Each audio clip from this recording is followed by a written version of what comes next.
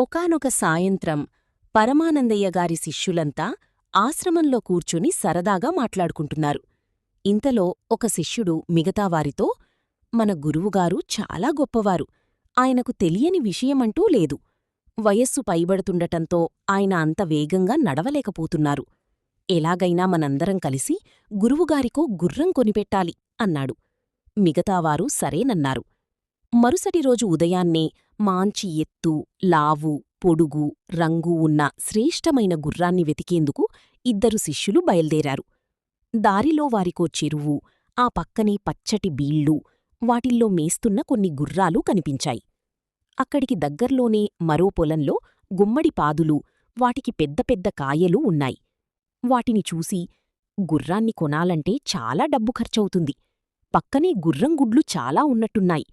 వాటిల్లోంచి ఒక మంచి గుడ్డును కొని పట్టుకెళ్తే అందులోంచి పిల్లవచ్చి తక్కువ ఖర్చులోని గురువుగారికి గుర్రం సమకూర్తుంది అని శిష్యులిద్దరూ అనుకున్నారు.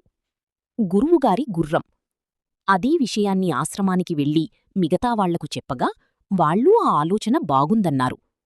ఆ ఇద్దరు శిష్యులే అదే రోజు సాయంత్రం కొంత డబ్బు తీసుకొని గుమ్మడికాయలున్న చేనుకు వెళ్లారు. అక్కడున్న రైతును, ఈ గుర్రంగుడ్డు ఖరీదెంతా అని అడిగారు. వాళ్లను ఎగాదిగా చూసిన రైతు వెటకారానికి, ఈ గుర్రంగుడ్డు ఖరీదు 50 రూపాయలు అన్నాడు. ఓస్, అంతేనా అంటూ 9 డబ్బిచ్చి ఒక కాయను కొన్నారు. ఆ ఇద్దరిలో ఒకరు దాన్ని నెత్తిన పెట్టుకుని ఆశ్రమానికి తిరిగి వెళ్తుండగా అతడి కాలికి రాయి తగిలింది. దాంతో కాయ కిందపడి పగిలింది. ఆ అలికిడికి భయపడిన ఓ కుందేలు పాదలోంచి బయటికొచ్చి పరుగెత్తసాగింది. ఒరీ ఒరీ, గుడ్డు పగిలి పిల్ల బయటకు వచ్చింది.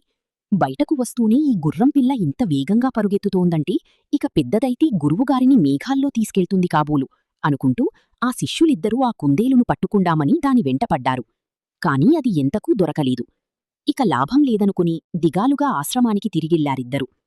పోనివ్వండి, ఏం చేస్తాం, మన గురువుగారికి గుర్రం ఎక్కే అదృష్టం లేదేమో అంటూ మిగతావాళ్లు దిగాలు పడ్డారు. ఇంతలో గురువుగారు అక్కడికి వచ్చి, ఏంటర్రా అందరూ అదోలా ఉన్నారు అని అడిగారు. శిష్యులంతా ఒకరి ముఖం మరొకరు చూసుకుని విషయం చెప్పారు. దాంతో, ఎంత తెలివి తక్కువ వాళ్లరా మీరు, అసలు గుర్రమేంటి, అది గుడ్లు పెట్టడమేంటి, గుర్రాలు పిల్లల్ని పెడతాయి కాని ఎక్కడైనా గుడ్లు పెడతాయట్రా అంటూ శిష్యులకు చీవాట్లు పెట్టారాయన.